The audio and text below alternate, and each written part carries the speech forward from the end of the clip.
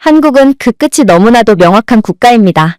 왜냐하면 한국이라는 국가 자체가 일본을 그대로 베껴서 만들어진 근본 없는 국가이기 때문이죠. 그러니 일본의 발전이 멈춘다면 더 이상 따라할 것이 없는 한국은 그대로 붕괴해버리고 말 것입니다. 여기 파견 온 일본인 엔지니어들의 세뇌 때문에 한국을 가난한 국가라고 인식하게 된 프랑스 마을이 있습니다. 그런데 프랑스 공영방송에서 한국 관련 충격적인 영상을 공개하고 이 영상이 전 세계로 퍼져나가자 마을에서의 한국에 대한 여론은 180도 뒤집어졌다고 하는데요. 그렇다면 이곳에서는 대체 어떤 일이 있었던 것일까요? 안녕하세요. 저는 프랑스 출신의 클레어라고 합니다. 저는 항상 이성적인 여성이라고 생각했습니다. 어머니로서, 아내로서 말입니다. 그리고 무엇보다도 저는 자랑스러운 프랑스 시민이었죠. 민주주의를 발명한 국가, 그리고 세계적인 요리, 학자들, 사상자들을 탄생시킨 자랑스러운 국가 말이에요. 그렇기에 저는 더더욱 제 인생이 한국이라는 거의 생각조차 하지 못한 나라에 의해 뒤바뀌게 될 줄은 상상도 못했습니다. 어느 날 저녁, 남편 토마스가 집에 돌아와서 이렇게 말하더군요. 한국에서 일자리 제안을 받았어. 저는 얼어붙은 채 그를 쳐다보았습니다. 솔직히 말해서 저는 꽤 최근까지도 한국은 일본에 의해 형성되고 그늘진 또 다른 개발도상국이라고 믿었습니다. 그런데 프랑스의 국가적 자부심인 TGV에서 수석철도 시스템 엔지니어로 일하는 그가 도대체 무슨 이유로 한국에서 온 제안을 고민까지 한다는 말인가요? 심지어 토마스는 종종 프랑스는 철도 기술 분야에서 세계를 선도하고 있다며 자랑 아닌 자랑을 해왔기에 저는 그가 진심으로 농담을 하는 줄 알았어요. 한국? 그 일본을 항상 따라하는 작은 나라 말하는 거야? 저는 반쯤 농담 삼아 물었습니다. 제가 이렇게 생각했던 건 어찌 보면 당연했습니다. 저희 마을 주변에는 TGV의 연구개발 시설 몇 개가 위치해 있었기 때문에 일본 등의 여러 철도 강국 출신의 엔지니어들이 많았는데 그들은 늘 한국 이야기만 나오면 한국은 일본의 모든 것을 따라하는 국가라며 한국을 무시했거든요. 하지만 이러한 제 농담에도 토마스는 웃지 않더군요. 그의 얼굴은 엄숙했습니다. 이것은 일생일대의 기회야라고 그는 말했습니다. 프랑스에 머무른다면 내 경력뿐만 아니라 딸 아리안의 미래도 뒤처질 게 분명해. 저는 믿을 수 없다는 듯이 남편을 쳐다보았습니다. 솔직히 저는 남편이 잠깐 미쳐버렸다고 생각했어요. 당신 정신 나갔어? 제가 물었습니다. 다른 곳도 아니고 한국이라고. 그 모방국가 말하는 거야? 일본 엔지니어들이 모든 것이 일본을 그대로 따라한 설계도로 지어졌다고 주장했던 그 한국을 말하는 거 맞아? 저희 마을의 일본 엔지니어들은 항상 그렇게 말했습니다. 일본은 한국의 철도 네트워크를 비롯한 모든 인프라를 형성하는 데 도움을 베풀었어요. 우리가 그들을 점령했을 때 말이에요. 그러나 일본은 그들을 도와줬지만 한국은 은혜를 원수로 갚을 뿐이죠. 한국인들은 고마움이라는 것을 모르는 사람들이거든요. 그 밖에도 일본인들은 한국과 관련한 주제가 TV에 등장할 때마다 조용히 격려의 말을 했습니다. 1945년에 태어난 나라가 바로 한국이에요. 그들은 역사가 없기에 일본에 대한 모방밖에 못하는 거죠. 한국의 기차도 전부 신칸센을 모방한 거예요. 그렇게나 예의 발랐던 일본인들이었기에 아마 그들의 말은 사실일 것입니다. 그래서 토마스가 클레어, 한국이 바로 미래야. 한국은 전 세계를 선도하고 있는 국가거든 이라고 주장했을 때 저는 더더욱 현실을 부정할 뿐이었어요. 한국 때문에 프랑스를 떠난다고요? 프랑스를 떠나 지구 반대편에서 환상을 쫓겠다고요? 말도 안 되는 소리였습니다. 그래서 저는 한 가지 묘안을 내게 됩니다. 바로 남편을 막기 위해 일본인들의 한국에 대한 반감을 이용하는 거였죠. 어차피 철도 분야의 비전문가인 제가 남편을 말려봤자 아무런 의미가 없었고 일본인 엔지니어들이라면 이상한 헛바람에 들었거나 한국에 속아버린 남편을 되돌릴 수 있을 거라고 생각했거든요. 그래서 저는 이웃 정기 모임이 있을 때 남편이 한국행을 진지하게 고려하고 있다는 정보를 넌지시 흘렸습니다. 역시나 일본인들은 제가 던진 떡밥을 덥석 물더군요. 그들은 선하고 착한 미소를 짓고 있다가도 한국 이야기에 순식간에 표정이 굳어졌거든요. 뭐라고요? 일본인 엔지니어가 말했습니다. 남편이 어디서 일하려고 한다고요? 한국이요. 제가 반복했습니다. 한국이 남편에게 연구직을 제안했어요. 일본인들은 폭소를 하기 시작했습니다. 하지만 그것은 재미가 아니라 우월감을 가장한 공황이었습니다. 정말 놀랍네요. 듣고 있던 한 일본인 엔지니어가 비웃었습니다. 프랑스는 일본과 더불어 세계 최고의 철도 강국인데 왜 한국 같은 후발주자의 편에 붙는다는 말인가요? 더군다나 당신의 남편은 수석 연구원으로 프랑스 철도의 미래라고 여겨지는 핵심적인 엔지니어예요. 한국은 절대로 혁신하지 않습니다. 그들은 일본에서 베낀 것을 그대로 조립할 뿐이죠. 그런 곳에서 남편의 재능을 썩히겠다고요? 또 다른 일본인이 미소를 지으며 덧붙였습니다. 저는 한국의 기차 도식을 보았습니다. 그들은 여전히 2002년에 일본이 버렸던 인터페이스 코드를 사용하더군요. 한국은 잘 쳐줘봤자 일본과 20년 이상의 기술 격차가 난다는 소리입니다. 이 일본인 엔지니어들은 단순한 외국인들이 아니었습니다. 이들은 세계에서 가장 존경받는 기차 제작 국가 중 하나에서 온 최고의 엔지니어들이었습니다. 그래서 저는 일본인들의 한국 비판에 남편도 정신을 차렸을 거라고 생각했어요. 하지만 남편의 반응은 정말 충격적이었죠. 남편은 일본인 엔지니어들의 주장을 평온한 표정으로 듣고 있다가 그들이 더 이상은 할 말이 없다는 듯 입을 닫자 남편은 침착하게 앞으로 몸을 기울이더니 놀라운 말을 해오기 시작했거든요. 뭐 하나 물어볼게요. 그는 일본 출신의 엔지니어들에게 시선을 돌리며 시작했습니다.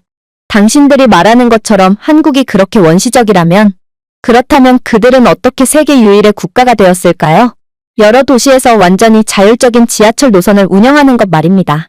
아무도 대답하지 않았습니다. 일본은 여전히 모든 시스템을 인간이 직접 조절하는 아날로그 제어 시스템을 사용합니다. 그러나 한국에서는 실시간 AI를 사용하여 승객 혼잡과 교통 흐름을 관리합니다. 모든 변수를 예측하고 승객 밀도가 많을 때는 많은 빈도로 열차를 운행하고 밀도가 적을 때는 적게 운행하죠. 시위나 축제 등 예기치 못한 변수 상황도 한국에서는 큰 의미가 없습니다. 당연하죠.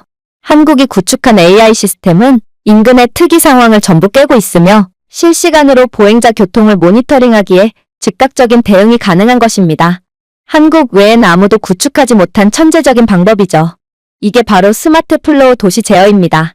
한국은 기술력 하나로 최소한의 비용으로 최대한의 효율을 뽑아내는 미친 국가인 것이죠. 물론 이러한 실시간 AI 기술을 사용함에도 한국의 지하철은 조금의 지연도 발생하지 않죠.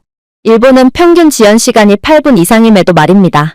남편의 말에 일본인 기술자들은 그저 움찔거릴 뿐 아무도 대꾸하지 못했어요. 그들은 마치 꼭꼭 숨겨둔 비밀을 들킨 것처럼 벙쪄 있을 뿐이었죠.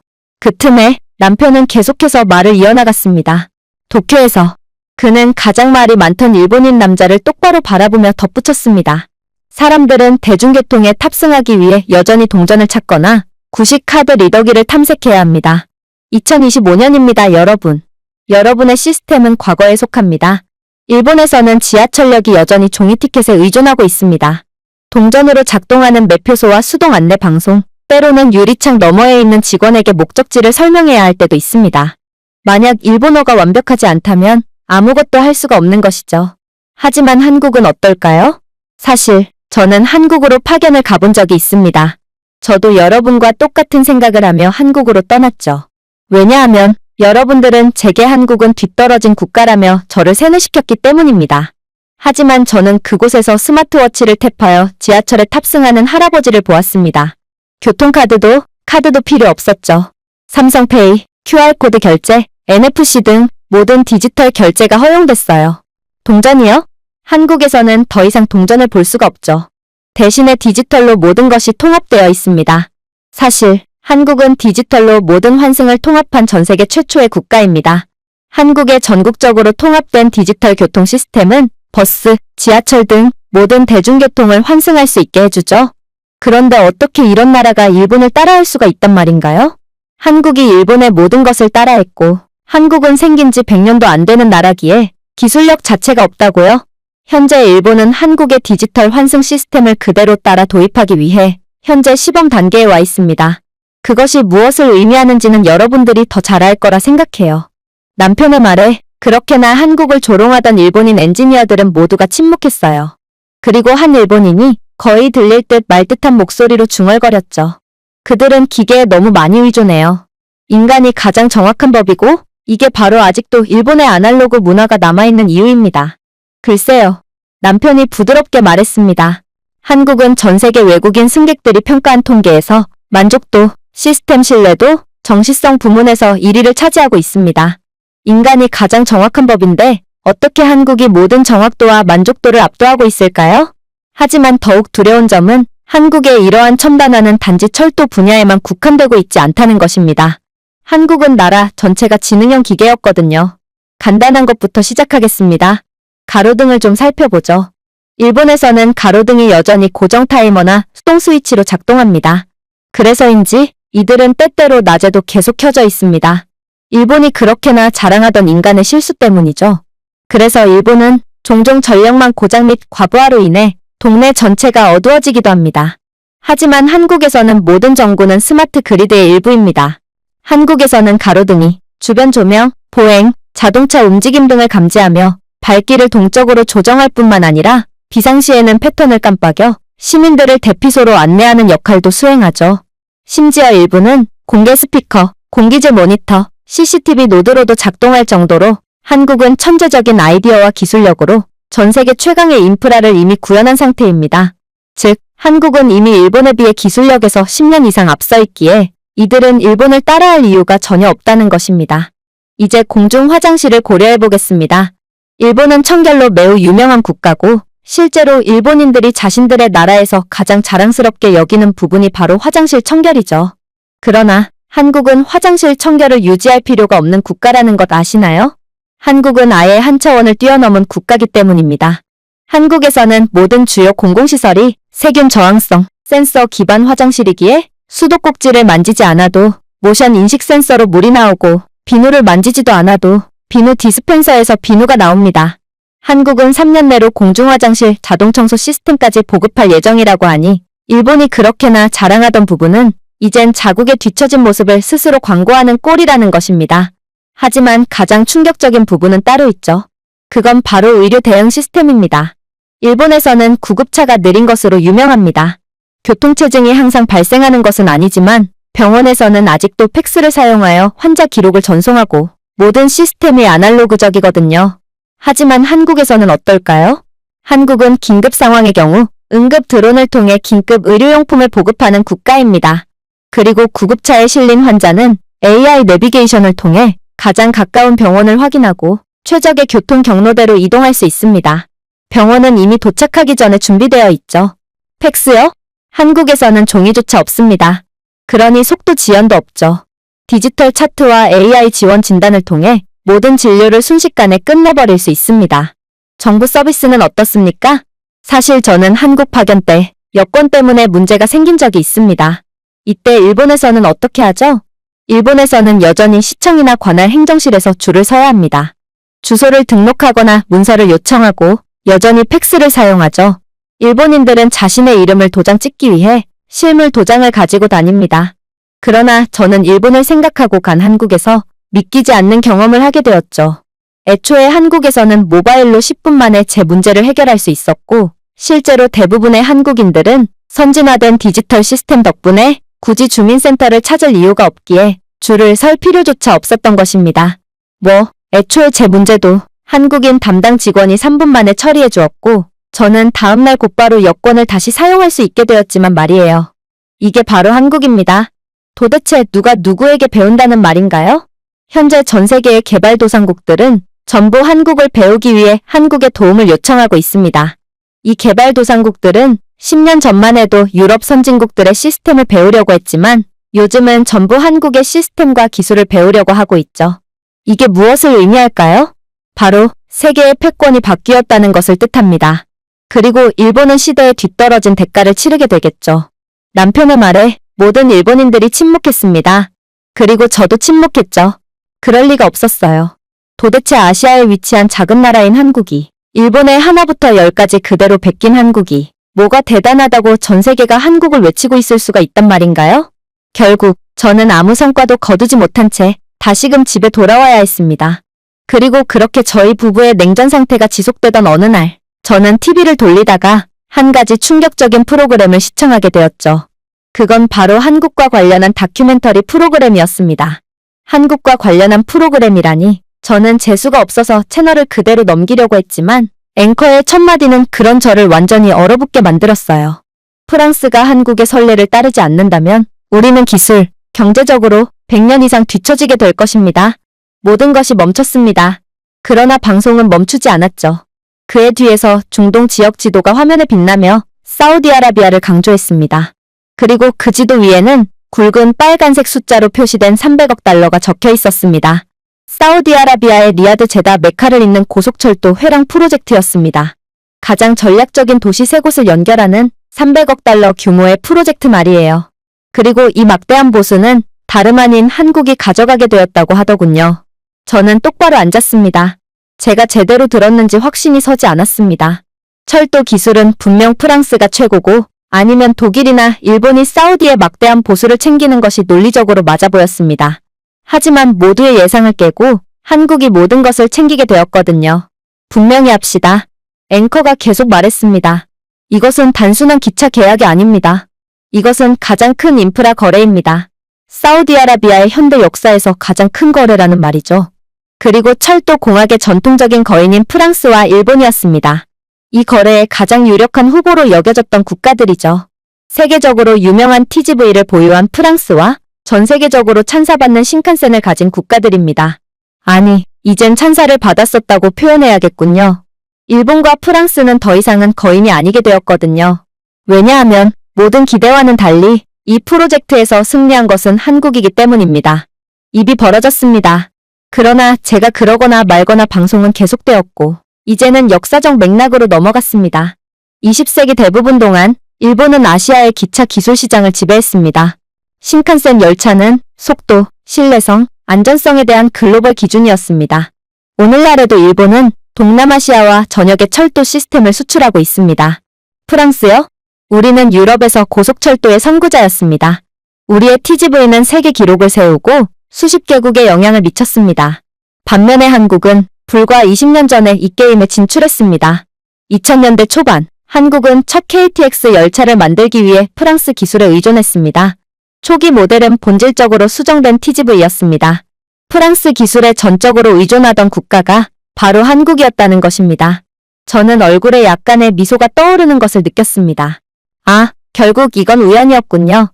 프랑스의 기술에 의존하던 국가가 20년 만에 프랑스를 능가하다니 이건 말도 안 되는 소리였거든요.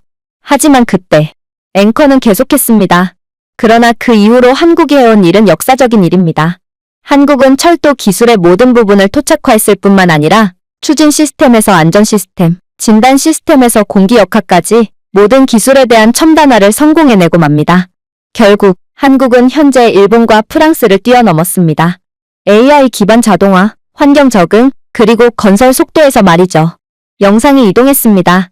터널을 활공하는 한국형 KTX3의 드론샷, 실시간 진단을 표시하는 대시보드, 그리고 바퀴를 검사하는 로봇팔 등 한국은 기술 애니메이션에서나 볼 법한 모습을 구현해 놓은 상태였어요.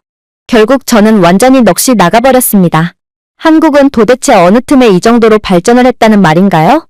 그때 오래된 영상이 재생되기 시작했습니다. 1950년대 서울의 흑백 이미지, 포장되지 않은 도로와 맨발의 아이들, 고장난 전차, 분유를 나눠주는 미군 병사들 등이 재생되었죠. 프랑스 앵커의 목소리가 돌아왔습니다. 우리는 종종 한국이 어디서 시작되었는지 잊어버립니다. 개발도상국 정도가 아니었습니다. 한국은 세계에서 가장 가난한 나라 중 하나로서 1960년대에 한국은 기차는커녕 자전거 하나조차도 만들 수 없었습니다. 강철이라는 재료 자체가 없었습니다. 중공업이요? 당시의 한국의 수준을 고려해본다면 꿈만 같은 소리였죠. 연구소라는 것 자체가 없었거든요. 한국인들에겐 그저 배고픔, 자네, 그리고 의지력만이 있을 뿐이었습니다. 다시금 화면은 한국의 초토화된 모습을 보여주었어요. 무너져가는 경부선 철도, 일본에서 수입한 녹슨 증기기관차, 깨진 선로 사이에서 놀고 있는 아이들을 말입니다. 당시 일본은 이미 전 세계의 기차 기술을 수출하고 있었습니다. 그들의 신칸센은 1964년 도쿄 올림픽에서 막 데뷔했습니다. 세계는 일본을 기술적 기적으로 찬양했습니다. 한편 한국은 당시 기차의 볼트를 제조할 능력조차 없었죠. 그러자 앵커의 어조가 바뀌었습니다. 하지만 여기서부터 한국은 그 누구도 쓰지 못한 이야기를 써내려가기 시작합니다. 1970년대 한국은 산업혁명을 시작합니다. 맨손으로 파낸 기차 터널과 다른 나라로부터 빌린 기계로 인프라 건설을 시작하죠. 모두가 비웃었습니다. 지금 연구를 하는 것은 너무 늦었으니 그냥 기술력을 수입하거나 대여하는 건 어떻겠냐며 말이죠. 그러나 한국은 꾸준히 정도의 길을 걸었습니다. 해체, 모든 나사, 모든 센서, 모든 용접 과정을 분석하고 개선하고 재창조했죠. 결국 한국은 TGV의 도움을 받아 KTX를 도입한 지 불과 12년 만에 KTX2를 개발해내고 맙니다. 한국의 첫 번째 100% 독자 개발 고속열차였죠. 해외 부품은 없었습니다. 아무에게도 도움을 받지 않았죠. 그저 한국인의 손, 한국인의 마음, 한국인들이 만든 강철로만 제작되었습니다. 그로부터 얼마 후인 2022년에는요. 한국은 KTX3를 공개했습니다. 최고 시속 430km에 실시간 AI 진단, 그리고 신칸센보다 에너지 효율이 30% 더 높은 그야말로 신칸센의 모든 부분을 능가하는 완벽한 상위호환의 기차입니다. 한때 중고 기관차를 구걸했던 바로 그 나라가 이제 더 빨리 달릴 수 있고 더 멀리 갈 수 있으며 더 오래 갈 수 있는 기차를 만들었습니다. 일본의 국가적 자부심이었던 철도는 이제 한국에 의해 완전히 침몰하고 만 것입니다. 어떻게 이런 일이 일어났을까요? 바로 한국은 안주하지 않았기 때문입니다. 한국은 한계를 받아들이지 않고 기꺼이 밤을 새우며 실력을 키웠거든요. 일본이 전통을 지키며 후퇴하는 동안 한국은 모든 것에 의문을 제기했습니다. 일본이 효과가 있는 것을 완성하는 동안 한국은 아직 존재하지 않는 것을 상상했습니다. 결국 기술 도둑으로 조롱받았던 한국은 새로운 혁신의 대가가 되어 전 세계 철도 사업을 집어삼키고 말았습니다. 사실 이번 사우디 프로젝트는 단순한 기술 수주가 아니었습니다. 사우디는 철도를 건설하기가 매우 까다로운 극악의 한계점들을 가졌고 결국 이건 막대한 보수금액뿐만 아니라 전 세계의 기술력으로 이름을 알릴 매우 중요한 기회라고 할 수 있었습니다. 이 프로젝트는 국가 교통을 현대화하고 사우디아지 순례자 인파를 간소화하는 것을 목표로 하고 있지만 사우디 사막의 극한의 열, 모래폭풍 환경과 같은 극한의 상황에 대한 보건 기술도 요구했거든요. 또한 사우디 노선은 종교여행 성수기 동안 수백만 명의 승객을 이동시켜야 하기에 철도의 효율적인 수용 능력이 필요함과 동시에 극한의 환경 조건도 견뎌내야 하는 매우 어려운 도전 과제를 해결해야만 한다는 것입니다. 당연히 이런 극악의 조건에 대부분의 국가들은 별다른 해결책을 제시하지 못했습니다. 신칸센과 TGV는 내구 조건을 충족하지 못했고 기술력 부족으로 인파 수용 문제도 해결하지 못했거든요. 그러나 한국은 믿기지 않는 모습을 보여주기 시작했죠. 일단 한국은 입찰 국가 중 유일하게 사우디 상황에 맞게 특별히 설계된 맞춤형 기능을 통합했습니다. 사우디의 섭씨 50도를 넘는 여름 평균 기온에 대해 다른 국가들은 아무런 대안도 제시하지 못했지만 오직 한국만이 섭씨 60도까지의 극한 온도에 대해 시험된 내성을 제공했거든요. 사실 이러한 사우디의 극한의 기온은 절대로 해결책이 없을 것처럼 보였습니다. 뜨거운 열로 인해 철로가 확장되고 변형되어 탈선 및 서비스 중단의 위험이 증가하는 문제는 아직까지 그 어떠한 국가도 특별한 해결 방안을 내지 못한 상태거든요. 그러나 한국은 달랐어요. 한국이 마음만 먹는다면 이들에게 못하는 일 따위는 절대로 존재하지 않았죠. 일단 한국이 특허를 낸 역의 열 반사 지붕 구조부터가 그랬어요. 한국은 천재적인 발상을 통해 문제에 접근했죠. 또 한국은 새로 개발된 고장력 내열 합금으로 이 문제를 해결했는데 이 내열 합금은 최대 섭씨 60도에서 구조적 무결성을 유지할 수 있거든요. 또한 한국의 제안에는 열 드론을 이용한 자동철도 모니터링 시스템과 AI 기반 변형 예측 소프트웨어가 포함되어 있어 고장이 발생하기 전에 예방 조치를 취할 수 있도록 했습니다. 일본의 시스템은 최대 38도까지 버틸 수 있어 동남아 등에서의 프로젝트에서 열로 인한 고장을 경험한 바 있고 프랑스의 시스템은 약 40도까지 테스트된 것이 한계였기에 이러한 한국의 방법은 단연 전 세계적인 주목을 받기에 충분했습니다. 물론 한국의 상상을 초월하는 모습은 여기서 끝이 아니었어요. 열차 부품의 모래 침투와 먼지 축적이 중요한 문제고 사우디의 미세한 사막 입자는 공기 흡입을 방해하고 터빈 압축기를 손상시키며 제동 시스템을 방해할 수 있거든요. 특히 서부 사우디 지역에서 자주 발생하는 모래 폭풍은 냉각 장치를 방해하기에 이 문제를 해결하지 못한다면 자칫하면 큰 사고로 이어질 수도 있는 상황이었어요. 그러나 한국은 스마트 밀입자 필터와 적응형 자가 정화 메커니즘을 갖춘 폐쇄형 공기 흡입 시스템을 통합함으로써 이 문제를 너무나도 손쉽게 해결해버립니다. 이 시스템들은 공기순환을 최적화하기 위해 실시간으로 공기 밀도, 입자 부하 및 습도를 모니터링했고 부품 마모 또한 줄일 수 있었어요.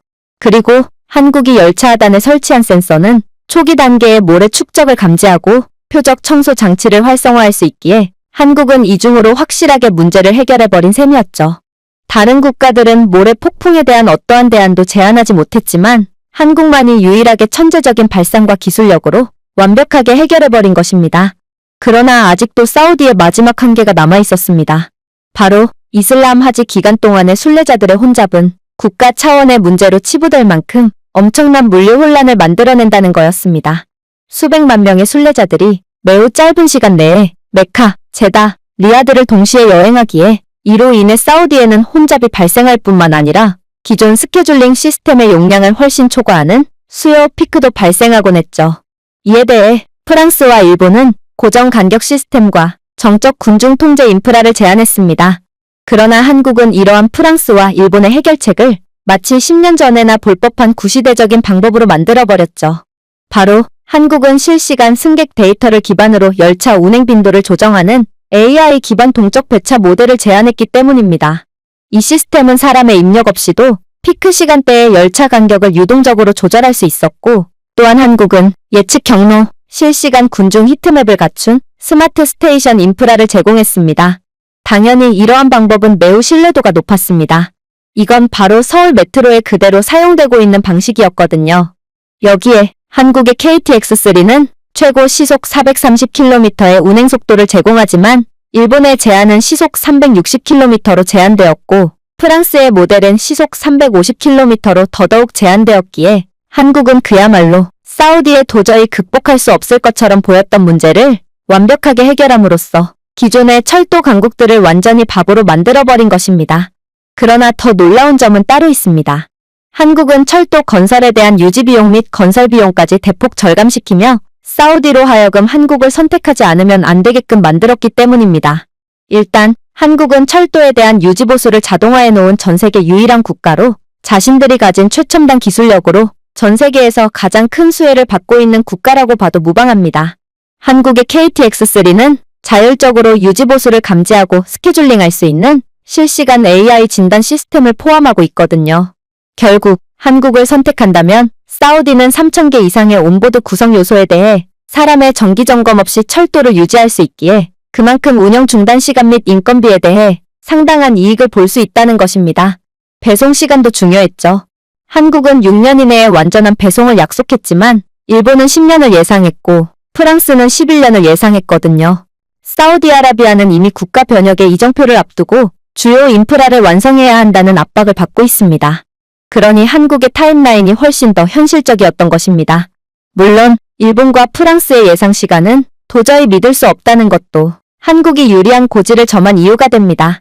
이들은 평균 지연 시간 30%를 보이며 도통 약속을 지키지 않는 것으로 악명 높거든요. 그러나 한국은 UAE 바라카 원자력 발전소를 예정보다 일찍 완공했고 또 도하 메트로는 지역 경쟁사보다 30% 더 빠르게 건설함으로써 이 나라는 남들보다 훨씬 이른 완공 시간을 제시하면서도 계약보다도 훨씬 빨리 끝내는 정직성과 성실성을 보여주는 것으로 명성을 쌓았습니다. 물론 한국이 이렇듯 미친 듯한 속도를 보여줄 수 있는 이유는 한국인들의 성실성도 성실성이지만 이들은 작업에 있어서도 철저한 첨단 기술을 이용하기 때문입니다.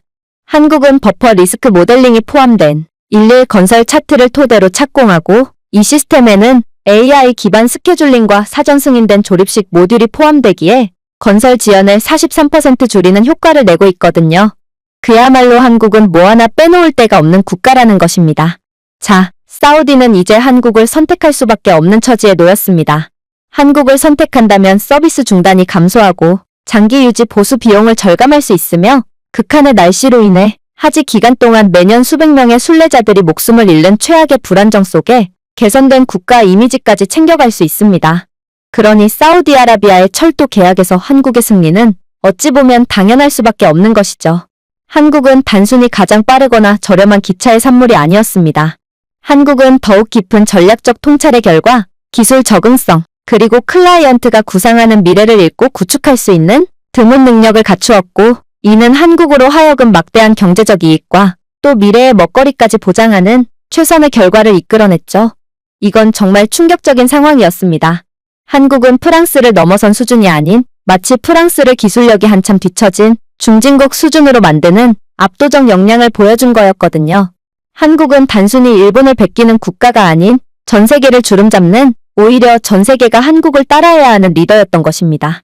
그렇게 말을 마친 앵커는 카메라를 직접 들여다보았습니다. 마치 시청자들뿐만 아니라 저에게도 말하는 것처럼 말이죠. 실수하지 마세요.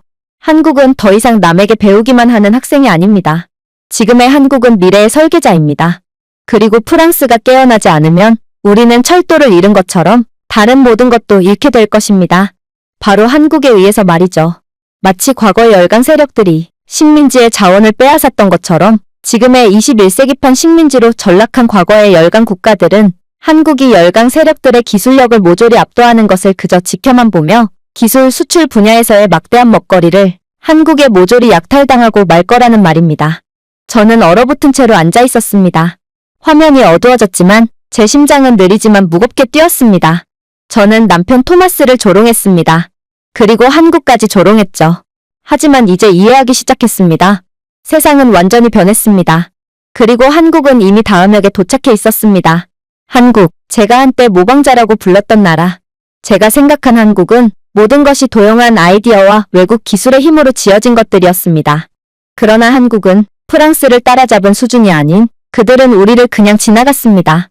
일본을 지나치고 모두를 그냥 지나쳐버렸습니다. 그리고 이런 한국을 무시하다니 저는 제가 어떻게 그렇게 바보 같을 수 있었는지 도저히 믿기지가 않았습니다. 저는 평생 동안 프랑스의 위대함을 믿었습니다. 서구의 조용한 우월성 속에서 말이죠. 하지만 이제는 상상할 수 없는 사실을 인정해야 했습니다. 한때 전쟁으로 인해 무너졌던 나라, 한때 자전거조차 만들기 버거워했던 그 국가는 이제 세계 최전선에 서 있습니다. 운이 좋았기 때문이 아닙니다. 이들은 순전히 실력으로 세계를 먹어치운 것입니다. 그때 마침 남편 토마스가 돌아왔어요. 저는 조용히 토마스를 바라보았습니다. 남편은 자만하지 않더군요. 그는 항상 그랬던 것처럼 부드러운 표정으로 저에게 말했습니다. 한국은 미래이자 우리 가족이 있어야 할 곳이야. 딸 아리안이 뒤처진 이론 대신 현재 세계를 변화시키고 있는 이론을 배웠으면 좋겠어. 한국에서 말이야. 저는 그의 말에 100% 동의했습니다. 오히려 한국에 합류하지 않는다면 저희 가족은 정말 끝이라고 생각이 들 정도로 한국은 압도적이었거든요. 결국 토마스는 최종 수락서를 제출했습니다. 놀랍게도 딸 아리아는 고지식하고 시대에 뒤처진 저와는 달리 이미 안녕하세요와 감사합니다 같은 기본적인 한국어를 알고 있더군요. 아무래도 한국은 더 개방적이고 열린 젊고 어린 세대에게 훨씬 더 유명하고 인기가 높은 것 같았어요. 그렇게 저는 한국으로 가는 비행기 안에서 생각했습니다. 프랑스는 저에게 뿌리를 주었습니다. 하지만 한국은 제 딸에게 날개를 달아줄 것입니다. 제 생애 처음으로 저는 중대한 결정을 내리면서도 뒤를 돌아보지 않았습니다. 그만큼 한국이라는 나라에 대한 확신을 가졌거든요. 저는 회의론자나 비평가가 아닌 한국의 열렬한 신자로서 한국으로 향했습니다. 제가 준비해온 내용은 여기까지입니다.